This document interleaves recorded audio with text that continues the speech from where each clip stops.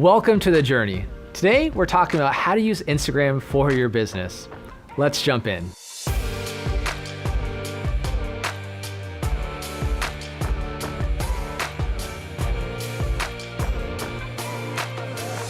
Hey, I'm Neely, your GoDaddy guide for today. And today we're talking about how to use Instagram for your business. And for that, I have my social media expert, Emma. Hey, Emma. Hey, Justin, what's up? How are you? I'm excited. Are you ready? Do it for the gram. Do it for the gram. Cool. So we're talking about Instagram for a small business owner. Maybe I have a coffee shop that has a skate park in the back. Who knows? What's kind of the first step? What should I be looking at? So think about your audience. I know Instagram is definitely preferred by teens and millennials, so that'll be great for your business idea, which you stole from me. But also some cons, like a lot of the platforms out there, there's a pay-to-play component. Right. It's important to think about who you're trying to target before you even get on there. Also identify your voice, because you want to be on there and be consistent, because after all, it's your brand. Right. So you don't want to be one way on one post and then 360 on another post, and it's hard to follow. Yeah, which I know for small businesses, because they're doing and juggling a million different things. Sometimes they'll have 4 different people at the business doing the Instagram. And while I see why they're doing that, it comes off that way. And it's too inconsistent, from the way the photos look to the coloring to the captions. It's just, there's no consistency there. Absolutely. So what about my profile? I've seen some pretty great profiles, and I'm just looking around. I've seen some bad ones. What are some best practices and things to avoid? So best practices, definitely starting with the name. You want your name to be consistent across. So coffee and kickflips. Yeah, exactly. Again, stealing my business. So you want to be consistent across Instagram, Twitter, and Facebook with that name, that handle. Also, when it comes to your photo, I'm sure, because it's a visual platform, there's so many ideas you want to put up there. Also, stay consistent across the platforms. And don't forget your description. What should I really put in my description? Should I just say, cool, come buy coffee at my shop, or what should I do? Just give me essentially your elevator pitch. What makes you unique? Also, feel free to just, in a way, kind of brag. Like, what makes you cool? All right, so Instagram has posts and it has stories. Can you talk to us about some of the things that we should look out for when we're doing a post versus a story? Yeah, so there's a lot to say about posting on Instagram. And one thing that I like to remind small business owners is that it's important to come off authentic, consistent, but also professional. Okay, so it's like a balance. Those are the ingredients. The one good thing with Instagram is that although it's a highly visual platform, you don't have to hire a photographer. And give us a sense of that behind the scenes. Who works there? The outside, the inside of your business. I love that, because you can really get a sense of, I'm already there. But you're not. You're maybe on the go or chilling at home on your couch. But you could feel like you're already at that business. I've got a great idea. Should we do behind the scenes? Let's do it behind the scenes. All right. Wait, right now? Right now. Absolutely. All right. So this is really going to bring to life what we're doing. We'll see if this makes the cut. Okay, cool. On my ability. Yeah. So we got the behind the scenes here, all the crew. Say hi.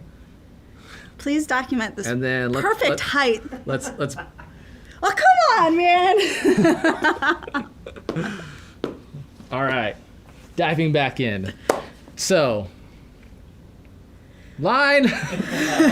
Back to what we're actually talking about. You're on Instagram. Right. Great. Literally all day. Now what? You want to be active, proactive. So as a business, it's really important that you're paying attention to when a customer or potential customer comments on your post. Let them know you heard.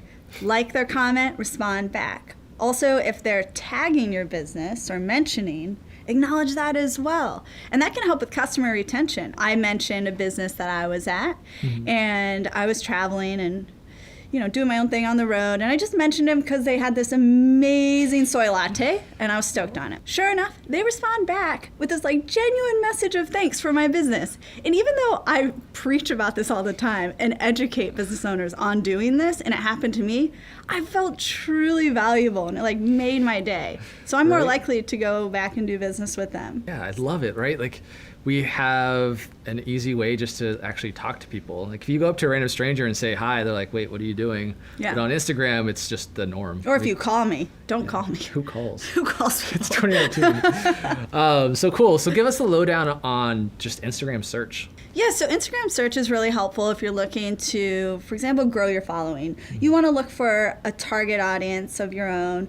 Look for people talking about things that pertain to your business. And so you can use those hashtags. Yeah, search hashtags. So you can find people that are relevant and then follow them. So you're growing an organic following, right? Right. But also you could chime in on conversations with people. So maybe you are a vegan restaurant. Let me know, I'll be there. So if you're a vegan restaurant, maybe search for other people talking about vegan cooking, vegan recipes. Maybe you then follow a vegan blog or a chef. And that way you're really cultivating this niche bubble, which will ultimately help your engagement, which we'll talk about engagement rate. I mean, you brought it up, please. Without further ado. So engagement rate is really important because you want to make sure you're measuring your success on there. Absolutely. So engagement rate is your ROI. Okay. So you hear me say the word a lot, but what it actually is, it's some math. Are you ready? No. What was your best subject in school? Not math. Not math. Okay. So it's really simple. Engagement rate is the number of likes divided by your followers times 100. Carry the 3 divided by 2. All right. Cool. I'll write it down for you later. Thank you. But that's going to give you some insight as to, hey, this post it performed well, or it was a flop. And then from there, you can even go further, because if you're on Instagram as a business, which you should be, as a business page, then you have insights. You can see what time of day worked best to post with your audience, what day of the week worked best, and then you look at the engagement rate as well, and it's just going to help you to have this approach to posting that's not so blind. Right. It's not a shot in the dark. It's more of an educated guess, because it's not always perfect, but it gets you in the right direction. Yeah. But again, you want to be there and active. So I really can't stress the importance of commenting and replying to your customers as they're engaging, taking the time to engage with your business. Literally comment back on every single person that commented, because they took the time to say something. Yeah. Reply back. Give them that time of day. And have fun with the stories, just like we did, because that's truly it's a live element. It's a very organic, authentic element to your personality and your brand. And if you feel like, oh, I don't have time to do all this, then I encourage brand ambassadors. Get your staff involved in this. Also come up with a hashtag, so that way when your customers come in, they can start getting the content for you, and then you can just sit back, use it, repurpose it. Yeah. I'm all about efficiency. Right. Well, thank you so much for hashing it out on the gram. You've been awesome, Emma. Thanks for having me. Do it for the gram. Do it for the gram. Well, this has been The Journey. Make sure you comment and subscribe so you know when the videos are coming out next. Thank you again. Signing off.